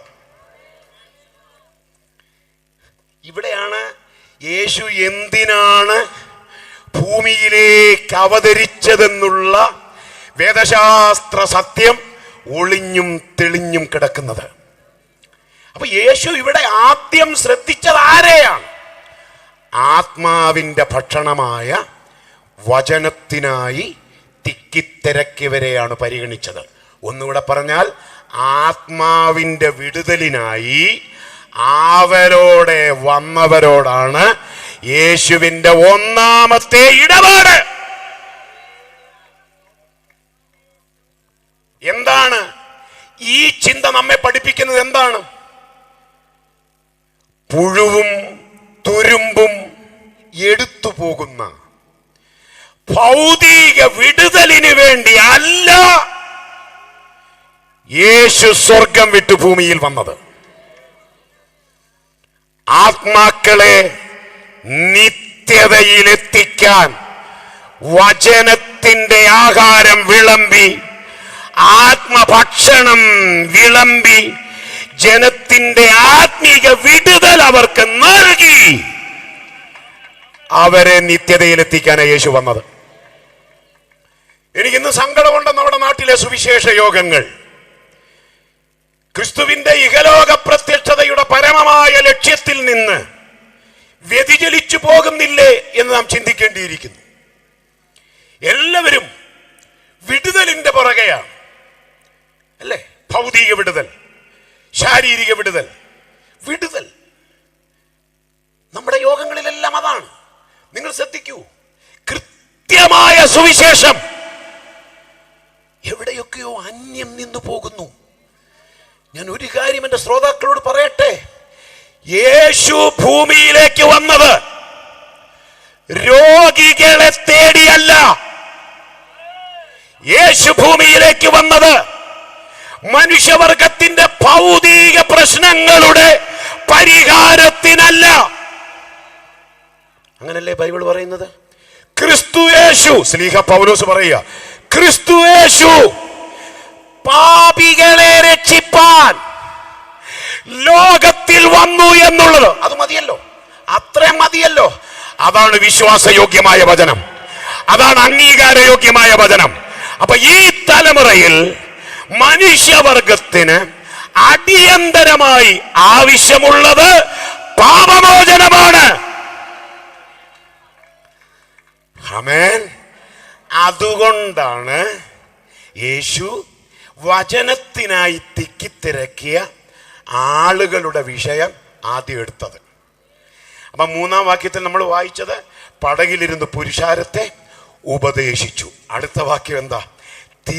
സംസാരിച്ച് തീർന്നപ്പോൾ അവൻ ശിമോനോട് ആഴത്തിലേക്ക് നീക്കി മീൻപിടുത്തത്തിന് വലയിറക്കുവീൻ. ഇവിടെ എന്താ നമ്മുടെ കർത്താവിൻ്റെ പ്രത്യേകത? രണ്ടാമത് കർത്താവ് ആരുടെ കേസെടുത്തു?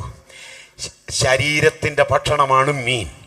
അപ്പം മീൻ ശരീരത്തിൻ്റെ ഭക്ഷണമാണെങ്കിൽ ശാരീരിക വിടുതലാണ് ഇവരുടെ ആവശ്യം. അപ്പം ആത്മാവിൻ്റെ വിടുതൽ ആവശ്യമുള്ളവർക്ക് ആദ്യം യേശു വചനത്തിലൂടെ വിടുതൽ നൽകി. ആത്മാവിന്റെ വിടുതൽ നൽകിയിട്ട് ഗലീല കടൽക്കരയുടെ പരപ്പ് വിട്ട് യേശു പോയി മറഞ്ഞില്ല. ഭൗതിക വിടുതൽ ആഗ്രഹിച്ച് രാത്രി മുഴുവൻ ഉറങ്ങാതെ അധ്വാനിച്ച അവരെ കർത്താവ് രണ്ടാമത് നോട്ടമിടുകയാണ്. വല്ലതും മനസ്സിലായോ? ആഴത്തിലേക്ക് നീക്കി വല വീശുവീൻ എന്ന് പറഞ്ഞു. അവർ വല വീശി, നമ്മളത് കേട്ടിട്ടുള്ളതാണല്ലോ. അവർ വല വീശി പടക് രണ്ടും മുങ്ങാറാകുവോളം മീനിനെ കൊണ്ട് നിറച്ചു. ഇനി എൻ്റെ ശ്രോതാക്കൾ പറ, വന്ന ദൈവമക്കൾ പറ, ഇന്നത്തെ തലമുറയിൽ ഒരു സുവിശേഷ യോഗത്തിൽ പ്രധാനമായി ഫോക്കസ് ചെയ്യേണ്ടത് എന്തിനാണ്? ഞാൻ രോഗസൗഖ്യത്തിൽ വിശ്വസിക്കുന്നയാളാണ്. 4 വർഷത്തിനിടയ്ക്ക് 5 സർജറി കഴിഞ്ഞൊരു ശരീരമായത്. 5 സർജറി. 5ാമത്തെ സർജറി കഴിഞ്ഞിട്ട് 7 മാസം കഴിഞ്ഞതേ ഉള്ളൂ. ഇന്ന് രാത്രി ഞാനിവിടെ നിന്ന് ഇത്രയും ശബ്ദത്തിൽ സംസാരിക്കുന്നതിൻ്റെ കാര്യം എന്നറിയോ? എൻ്റെ കർത്താവ് ശരീരത്തിനും വലിയവനാ. യേശുവിൻ്റെ നാമത്തിൽ ഭൗതിക കാര്യങ്ങൾക്കും എൻ്റെ കർത്താവ് വലിയവനാ. പക്ഷേ ഇന്ന് ഭൗതിക വിടുതൽ പറഞ്ഞാണ് സഭയിൽ ആളിനെ കയറ്റുന്നത്. ആളുകൾ വരും, കാരണം ജനത്തിന് ആവശ്യം വിടുതലാ. ഈ കടഭാരമുള്ളവർക്ക് വേണ്ടിയൊക്കെ പ്രാർത്ഥിക്കുന്നു. ഞാൻ 6 സ്ഥലങ്ങളിൽ സഞ്ചരിച്ച് കടഭാരമുള്ള 6 പേരുമായി നേരിട്ട് സംസാരിച്ച് പഠിച്ച ശേഷമാണ് ഈ കാര്യം ഇപ്പോൾ ഞാൻ അവതരിപ്പിക്കുന്നത്. ഇപ്പോൾ ഈ പറയാൻ പോകുന്ന കാര്യം, ഇവരിൽ 6 പേർക്കും കടമുണ്ട്. കടത്തിൻ്റെ കാര്യം എന്നറിയോ? 29 ഇഞ്ചിൻ്റെ TV ഉണ്ടായിരുന്നു. അത് ലോൺ അടച്ച് തീർത്തതാണ്. അങ്ങനെ ഇരുന്നപ്പം സാബുവിൻ്റെ വീട്ടുകാർ ഹല്ലേലൂയ വലിയ ഭിത്തിയുടെ വലുപ്പമുള്ള 80-90 ഇഞ്ച് വലുപ്പമുള്ള സാംസങ്ങിൻ്റെ ഈ സ്ലീക്ക് ടൈപ്പ് TV ഇടണം. പിള്ളേരങ്ങ് നിർബന്ധമാണ്. 6 അടിക്കുന്നത് പുറത്ത് പോവുക. കാരണം TV-യുടെ പുറത്ത് പോവുക. ചെറിയ TV-യാണ്. അതുകൊണ്ട് കുഞ്ഞച്ഛൻ എന്ത് ചെയ്തു? ലോൺ എടുത്തു. പിന്നെ അപ്പുറത്തെ ലീലാമ്മയുടെ വീട്ടിൽ 165-ൻ്റെ ഫ്രിഡ്ജാണ്. ഇവർക്ക് 165 തന്നെ വേണ്ട. എന്നാലും അപ്പുറത്തുകാർക്കുള്ളത് കൊണ്ട് അതും ലോൺ എടുത്തു. പിന്നെ അത്യാവശ്യം തെറ്റില്ലാത്തൊരു വണ്ടി ഉണ്ടായിരുന്നു. അപ്പുറത്തുകാർ പുതിയതെടുത്തപ്പം അതും ലോൺ എടുത്തു. 6 പേരോട് നേരിട്ട് ചോദിച്ചറിഞ്ഞ കേസാണ്. നിങ്ങൾ ധൈര്യമായിട്ട് കേട്ടോ. അപ്പം ഞാനിത് എഴുതി, എൻ്റെ നോട്ടിനകത്ത് ഞാനിത് എഴുതിയിട്ടുണ്ട്. അപ്പം ഇങ്ങനെ, അപ്പം കടമാണല്ലോ നമ്മുടെ ആളുകൾക്ക് പലർക്കും. ഹല്ലേലൂയ, നമ്മുടെ പലർക്കും കടമാണ്. കടം കയറി നിൽക്കുക. അങ്ങനെ ഇരിക്കുമ്പോഴാണ് നോട്ടീസ്, കടഭാരമുള്ളവർ വരുവീൻ. ഈ ഒരു 18-20 വർഷം മുമ്പ് കോട്ടയത്തൊക്കെ ഉണ്ടായിരുന്ന ഒരു പോസ്റ്റർ ഞാൻ ഇപ്പോഴും ഓർക്കുന്നുണ്ട്. സൈക്കിളുമായി വരുവീൻ, കോളീസുമായി പോകുവീൻ. അപ്പോൾ സൈക്കിൾ ഇല്ലാത്തവൻ വാടകയ്ക്ക് എടുത്തോണ്ട് വരും. കാരണം അവനെ സംബന്ധിച്ചിടത്തോളം, മനസ്സിലാകുന്നുണ്ടോ? ഞാൻ ഈ സുവിശേഷം, ഈ തെറ്റായ സുവിശേഷം കേരളത്തിൽ പ്രചരിപ്പിച്ചത് നമ്മുടെ മലയാളികളാണ്. അവിടെ ആളുകൂടി. കാരണം കടഭാരം മാറണ്ടേ? കടഭാരം മാറാൻ ഞാൻ ചോദിക്കട്ടെ പ്രിയരെ, ഇതാണോ സുവിശേഷം? ക്രിസ്തു യേശു പാപികളെ രക്ഷിപ്പാനാ ലോകത്തിൽ വന്നെന്ന് എഴുതിയിരിക്കുന്നു. ഇനി നമ്മൾ ഈ രോഗത്തെക്കുറിച്ച് അങ്ങ് വല്ലാതെ വ്യാഖ്യാനിച്ച് പറയുന്നത് എന്തിനാ? മരണം വരെ രോഗിയായിരുന്നയാളാ പൗലോസ്. 3 വട്ടം പ്രാർത്ഥിച്ചു, സൗഖ്യം കൊടുത്തോ? അപ്പൊ രോഗശാന്തി എന്നുള്ളത് ഭക്തനെ സംബന്ധിച്ചിടത്തോളം ഈ മരുഭൂമിയിൽ ഒരു വലിയ കാര്യമല്ല. വലിയ കാര്യം ആയിരുന്നെങ്കിൽ, എൻ്റെ ചോദ്യം ആയിരുന്നെങ്കിൽ രോഗശാന്തി ചോദിച്ച പൗലോസിന് കർത്താവ് രോഗശാന്തി കൊടുത്തേനെ. രോഗശാന്തി ചോദിച്ച പൗലോസിന് കർത്താവ് കൊടുത്തത് എന്താന്ന് വചനമറിയാവുന്നവർക്കറിയാം. എൻ്റെ കൃപ നിനക്ക് മതി എന്ന് പറഞ്ഞാൽ എന്തോ മനസ്സിലായി. രോഗശാന്തി ഇല്ലെങ്കിലും കൃപയോടെ നീ ജീവിച്ചാൽ,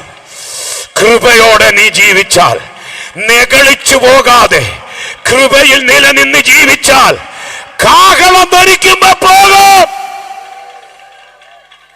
അതേസമയം രോഗശാന്തി പ്രാപിച്ചിട്ട് കൃപയില്ലാതെ മനസ്സിലായോ? രോഗശാന്തി കിട്ടി, പക്ഷെ കൃപയില്ലാതെ പാപത്തിൽ മരിച്ചാൽ ഓർക്കണം, രോഗശാന്തി നമ്മെ നിത്യതയിലെത്തിക്കില്ല.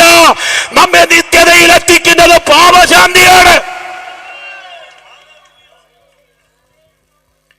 പാപമോചനത്തെയും ശുദ്ധീകരണത്തെയും അരക്കിട്ടുറപ്പിച്ച് അവതരിപ്പിക്കാൻ ശ്രമിക്കാത്ത സകല സഭകളും വേദപുസ്തകത്തിന്റെ അതിർവരമ്പിന് പുറത്താണ്.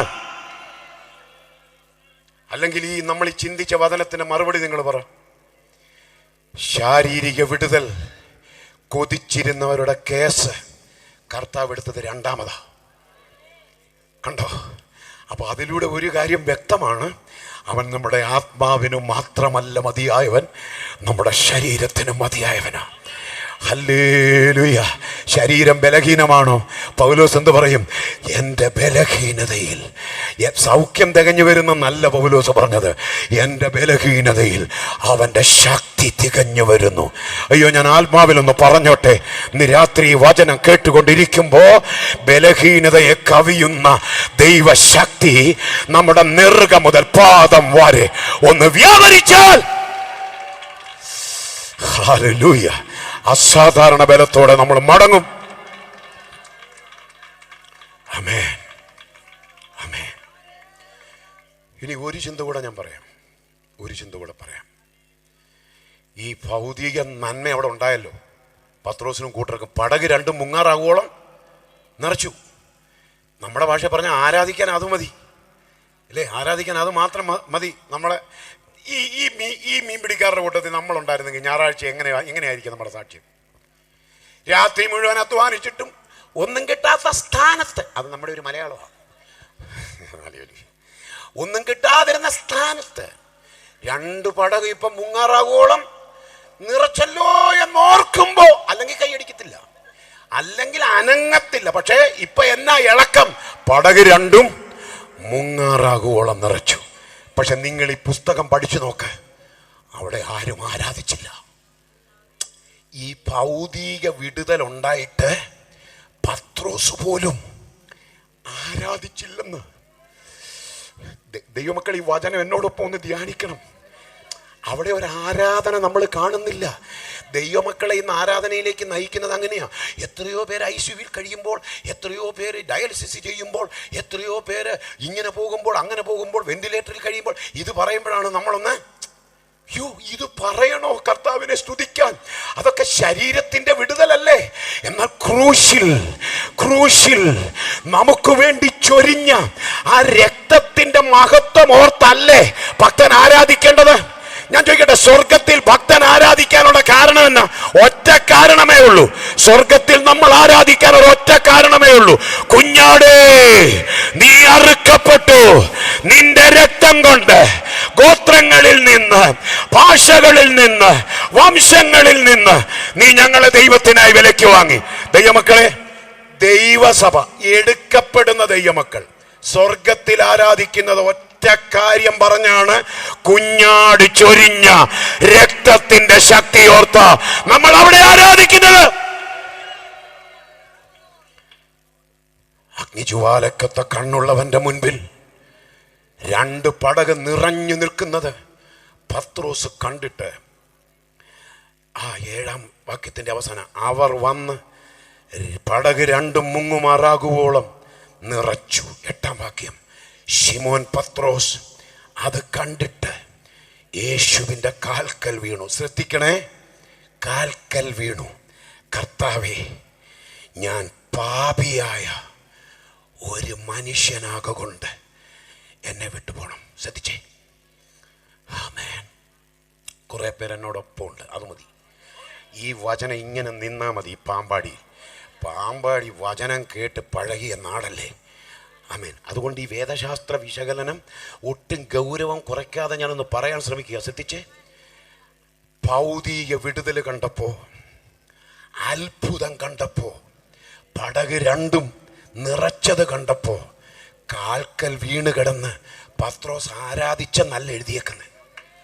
നോ, ആ അതരത്തിൽ ആരാധനയല്ല വന്നത്. ആ മനസ്സിൽ വന്നത് നന്ദിയുടെ നിറവല്ല, പാപത്തിന്റെ കുറ്റബോധം. വല്ല മനസ്സിലായോ? അപ്പോ ശരിക്കും പറഞ്ഞാൽ യേശു ഒരത്ഭുതം ചെയ്താൽ യേശു അതിലൂടെ ഉദ്ദേശിക്കുന്ന എന്താണെന്ന് മനസ്സിലായോ? അത്ഭുതം ആർക്കു വേണ്ടിയാണോ ചെയ്യുന്നത് ആ വ്യക്തിക്ക് പാപബോധമുണ്ടാവണം. ഹല്ലേലൂയ. അല്ലാതെ അവിടെ കിടന്ന് കസേര തള്ളിയിട്ട് ഉന്തിമറിച്ച് ആരാധിക്കുന്ന കാര്യമല്ല ബൈബിളിൽ പറയുന്നത്.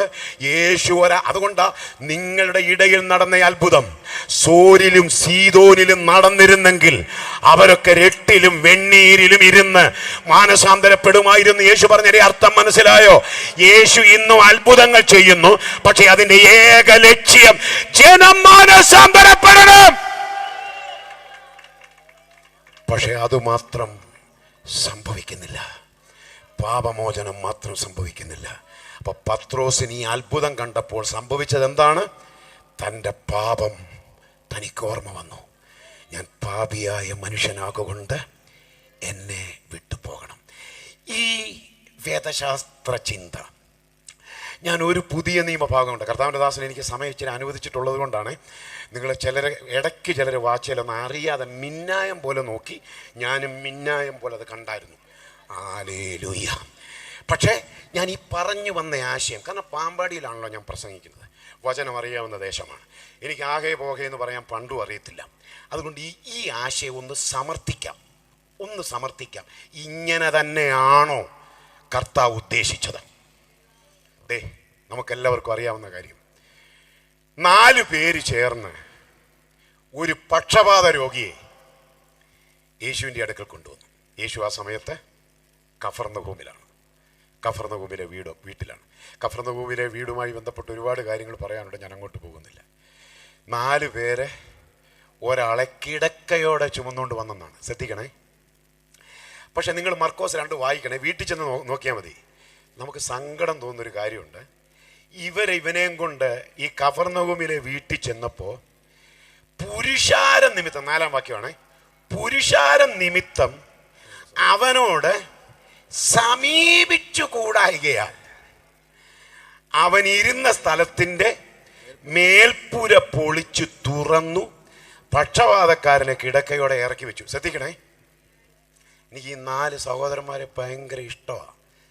കാരണം ഇവർ ചുമക്കുന്നത് ഒരാത്മാവിനെയാണ്. അതാണ് സഭയുടെ ദർശനം. ഒരു യോഗം കൊണ്ട് നമ്മൾ ഉദ്ദേശിക്കുന്നത് പ്രോഗ്രാമിൻ്റെ ഭാഗമായി ഒരു കൺവെൻഷൻ നടത്തി എന്ന് കണക്കിൽ കൊണ്ടുവരുവാനല്ല, ആത്മാക്കളുടെ വിടുതലിനാണ്. ഈ 4 പേരെ എനിക്കിഷ്ടമാണ്. ഞാൻ അവരെ സഭയായിട്ടാണ് വ്യാഖ്യാനിക്കാറ്, അവരുടെ ഐക്യത. കാരണം കിടക്കയോടെ 4 മൂലയെ പിടിച്ചാണല്ലോ പോകുന്നത്. 4 പേരും ഐക്യതയുള്ളവരല്ലെങ്കിൽ, ഒരുത്തൻ ഒരു മൂലയെന്ന് വിട്ടാൽ, ഹല്ലേലൂയ, അങ്ങനെ വിട്ട പല സ്ഥലങ്ങളിലും ആളുകളെ അടുത്ത സഭക്കാർ കൊണ്ടുപോയി. പിന്നെ പോട്ടെ, നമുക്ക് നിൽക്കാൻ നേരമില്ല. ചുമക്കുന്നെങ്കിൽ 4 മൂലയും പിടിച്ചോണം, ഇടയ്ക്ക് കുത്തിത്തിരിപ്പുണ്ടാക്കരുത്. അത്രയും പറഞ്ഞാൽ അപ്പം മനസ്സിലായോ? ഐക്യതയോടെയാണ് ഇവർ ചുമന്നത്. ഇനി ചെന്നപ്പം പുരുഷാരം നിമിത്തം അകത്ത് കടപ്പാൻ കഴിഞ്ഞില്ലെന്ന്. നമ്മൾ ലൂക്കോസ് 5 പറഞ്ഞതുപോലെ പുരുഷാരം നിമിത്തം എന്ന് പറയുമ്പോൾ ഇവനെയും കൊണ്ട് ഈ 4 പേര് ഇപ്പം വന്നതാ. പുരുഷാരം നിമിത്തം അകത്ത് കടപ്പാൻ കഴിഞ്ഞില്ലെന്ന് പറയുമ്പോൾ നേരത്തെ വന്നവരവിടെ ഇരിപ്പുണ്ട്. ഇനി നിങ്ങൾ പറ, നേരത്തെ വന്നിരിക്കുന്നവരുടെ കൂട്ടത്തിൽ നമ്മളുണ്ടെങ്കിൽ, നമ്മളൊക്കെ മൈതാന ഹൃദയമുള്ളവരല്ലേ, വിശാല മനസ്സുള്ളവരല്ലേ, നമുക്ക് കുഴപ്പമൊന്നുമില്ലല്ലോ. നമ്മൾ ഇരിക്കുന്നു, ഒരുത്തനെ കട്ടിലോടെ ചുമന്നുകൊണ്ട് വരുന്നു. നമ്മളാണ് എന്ത് ചെയ്യും? സ്വാഭാവികമായി നമ്മൾ എഴുന്നേറ്റ് മാറിക്കൊടുക്കത്തില്ലേ? എനിക്ക് അത്ഭുതം തോന്നിയത്, ആ ഇരുന്നിടത്തുനിന്ന് ഒരെണ്ണം അനങ്ങിയില്ല. കാരണം ഇവർക്കൊക്കെ സ്ഥിരം സീറ്റ് ഉണ്ടാകുമെന്നാണ്. ഹല്ലേലൂയ. ആത്മാക്കൾ വരുമോ, സഭ വളരുമോ, അങ്ങനൊന്നും എനിക്ക് വിഷയമൊന്നുമില്ല. പക്ഷെ ഞാൻ ഇരിക്കുന്നിടത്തുനിന്ന് നീ പഞ്ചായത്ത് വിട്ടു പൊക്കോണം, അതാ നല്ലത്. സഭ വളരട്ടെ, സഭയൊക്കെ ഒന്ന് കേതി പിടിക്കട്ടെ. ഞാൻ ഏതാണ്ട് ഇണ്ടാസാന്നും പറഞ്ഞ ചിലരുടെ ഇരിപ്പ്, നീ ഒന്നുമല്ല. ഇങ്ങനെയല്ലേ ഇവരെ വ്യാഖ്യാനിക്കാൻ? എന്നെ മനുഷ്യരാന്ന് ഒരെണ്ണ അനങ്ങിയില്ല. എനിക്കിവിടെയാണ് ഈ 4 പേരോടുള്ള സ്നേഹം കൂടിയത്. ഞാൻ വിചാരിച്ചു ഞാനാണെങ്കിലുണ്ടല്ലോ, എന്തായാലും യേശു ഇരുന്ന വീട്ടുമുറ്റത്ത് എത്തിച്ചല്ലോ, അവിടെ വെച്ചേച്ച് നമുക്ക് വേണമെങ്കിൽ അടുത്ത പരസ്യത്തിന് വേണമെങ്കിൽ നോ. ഇവരെ സമ്മതിക്കണം. വീടിൻ്റെ മേക്കൂര പൊളിച്ചെന്ന് നിങ്ങളൊന്ന് മനസ്സിൽ കണ്ടേ. നാട്ടുകാരായ 4 പേര് തച്ചിനിരുന്ന് വീടിൻ്റെ മണ്ട പൊളിക്കുക. എനിക്ക് ഇവിടെ ഇഷ്ടം ആരെയാണെന്നറിയോ? ഈ 4 പേരെക്കാട്ടിൽ ഇഷ്ടം ആ വീട്ടുകാരനെയാ. എടാ, അയാൾ എന്നാ നല്ല മനുഷ്യനാ. എൻ്റെ വീടിൻ്റെ മേക്കൂര ഈ 4 പേരിരുന്ന് പൊളിക്കുമ്പോൾ ആൽബിയൊക്കെ താഴെ വന്നിട്ട് മതി എന്ന് പറയത്തില്ലേ? ആ വീട്ടുകാരൻ അനങ്ങിയതായി വാക്യമില്ല. അതിൻ്റെ കാര്യം എന്താണെന്നറിയോ? എൻ്റെ മനസ്സിൽ ദൈവാത്മാവ് തന്നത്, എൻ്റെ വീട് തകരുന്നതിനേക്കാൾ എനിക്ക് വലുതൊരാത്മാവിൻ്റെ വിടുതല. ഓ രക്തത്താൽ എനിക്ക് ദൈവസഭയോട് പറയുക, നമ്മുടെ ആത്മഭാരം ഒന്ന് വർദ്ധിക്കട്ടെ. എനിക്ക് എൻ്റെ വീടിനേക്കാൾ വലുത്, എൻ്റെ വീട് പൊളിഞ്ഞു പോകുന്നതിനേക്കാൾ വലുത് ഒരാത്മാവിൻ്റെ വിടുതല. ആത്മാവിൻ്റെ വിടുതലിന് വില കൽപ്പിച്ച വീട്ടുകാരൻ അനങ്ങിയില്ല ആരും. പിന്നെ നമ്മൾ വായിച്ചത് എന്താ?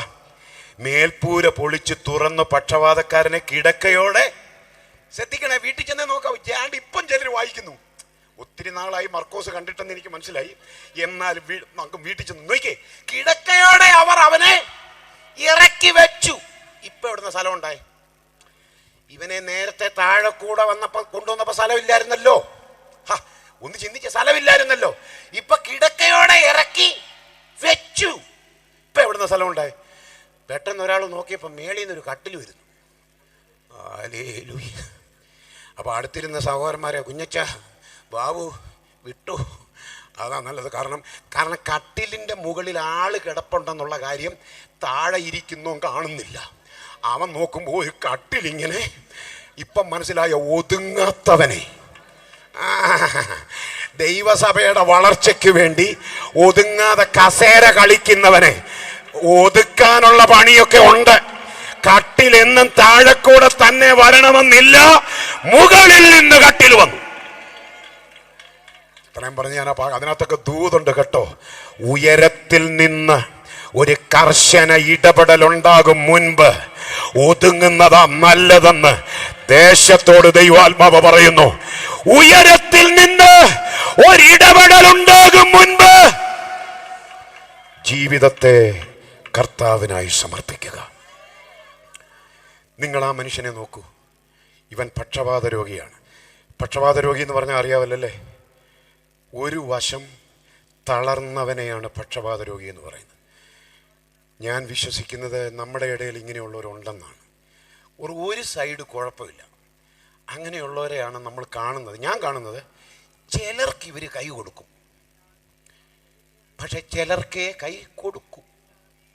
ചിലരെ കാണുമ്പം ചിരിക്കും, ചിലരെ കാണുമ്പം ചിരിക്കത്തില്ല. അപ്പം ചിലർക്കേ കൈ കൊടുക്കൂ, ചിലർക്കേ കയ്യിൽ കൊടുക്കൂ. ഇത് രണ്ടും രണ്ടാ. ഇങ്ങനെയുള്ളവരെ നമുക്ക് വേദപുസ്തക ഭാഷയിൽ ആരെന്ന് വിളിക്കാം? പക്ഷപാത രോഗികളെന്ന് വിളിക്കാം. ആമേൻ. പക്ഷം പിടിച്ചൊന്നും ജീവിക്കല്ലേ പ്രിയരെ. പോട്ടെ പോട്ടെ, ആ ഭാഗവും വിടുന്നു. ശ്രദ്ധിച്ചേ, ഇവന് വേണ്ടത് സൗഖ്യമല്ലേ? ഇവന് വേണ്ടത് പക്ഷപാത രോഗത്തിൽ നിന്നുള്ള സൗഖ്യമല്ലേ? ആകാംക്ഷയോടെ നിൽക്കുക. ചുമന്നുകൊണ്ടുവന്ന 4 പേര് നിൽക്കുക. ജനങ്ങൾ വീട്ടിനകത്ത് തിങ്ങിയിരിക്കുക. യേശുവിൻ്റെ മുമ്പിൽ കിടക്കയിൽ രോഗി കിടക്കയാ.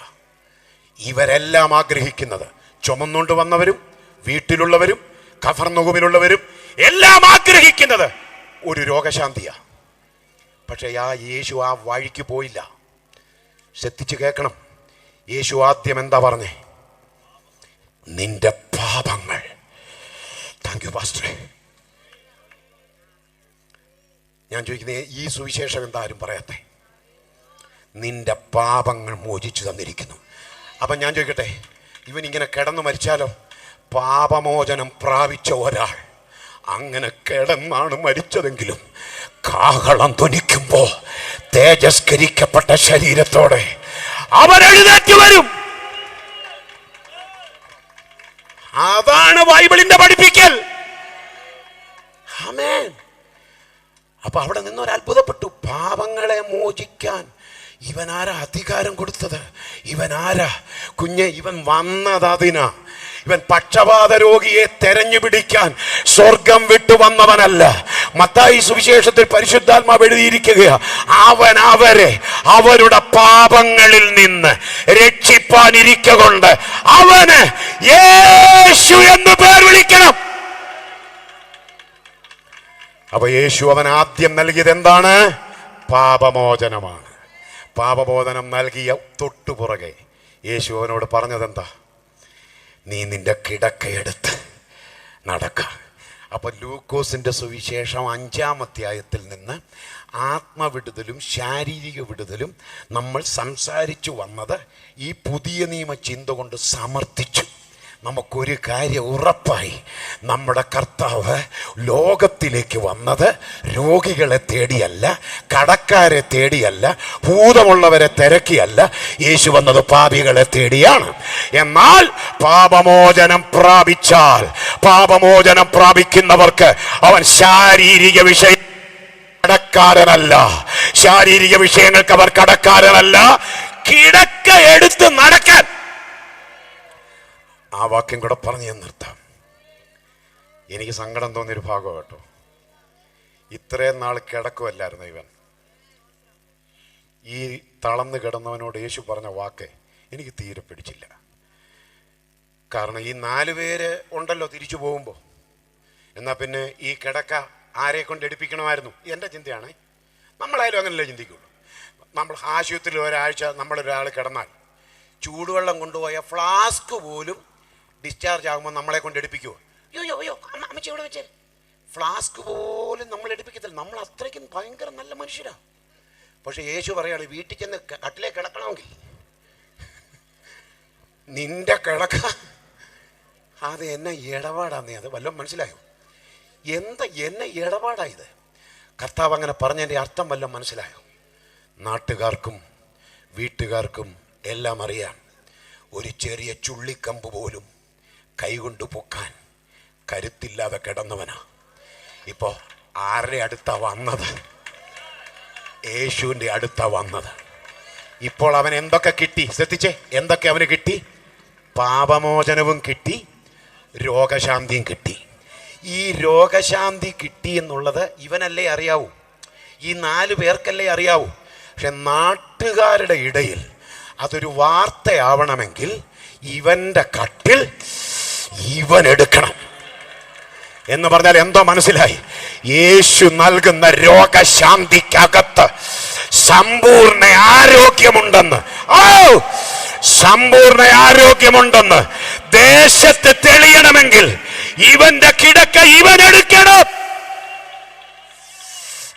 ഇന്ന് രാത്രി ഈ വചനം ഇവിടെ ഉപസംഹരിക്കാൻ തുടങ്ങുമ്പോൾ നിന്റെ ആരോഗ്യത്തിനും അവൻ കടക്കാരനല്ല, നമ്മുടെ ബലത്തിന് അവൻ കടക്കാരനല്ല, നമ്മുടെ രോഗത്തിന് അവൻ കടക്കാരനല്ല.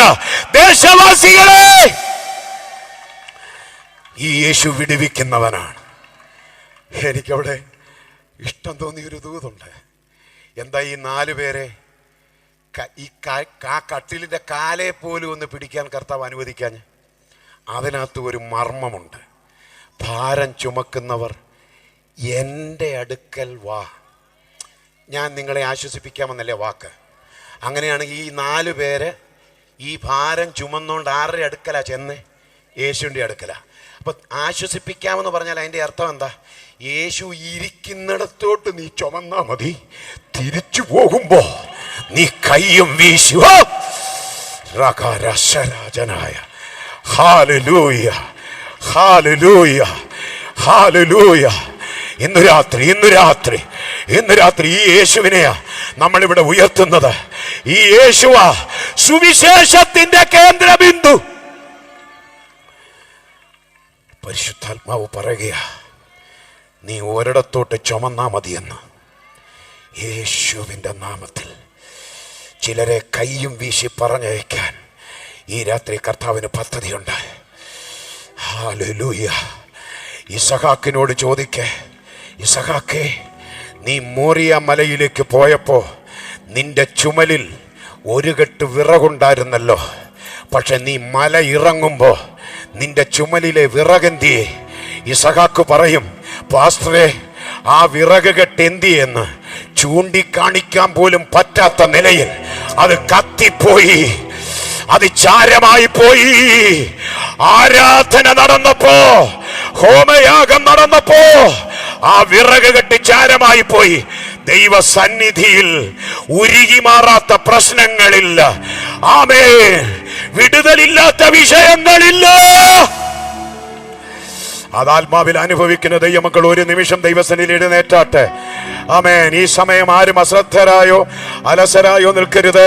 ഈ രാത്രി വചനത്തിലൂടെ ദൈവം ഇടപെട്ടെന്ന് തോന്നുന്നുണ്ടെങ്കിൽ, ദൈവം എന്നോട് സംസാരിച്ചെന്ന് തോന്നുന്നുണ്ടെങ്കിൽ, ടി ഡി ബാബു പാസ്റ്റർ പറഞ്ഞിട്ട് വേണ്ട, ഈ കർത്താവിനൊരു മഹത്വം കൊടുക്കണമെന്ന് ഹൃദയത്തിൽ താല്പര്യമുണ്ടെങ്കിൽ വായ്കളെ തുറക്കുമോ?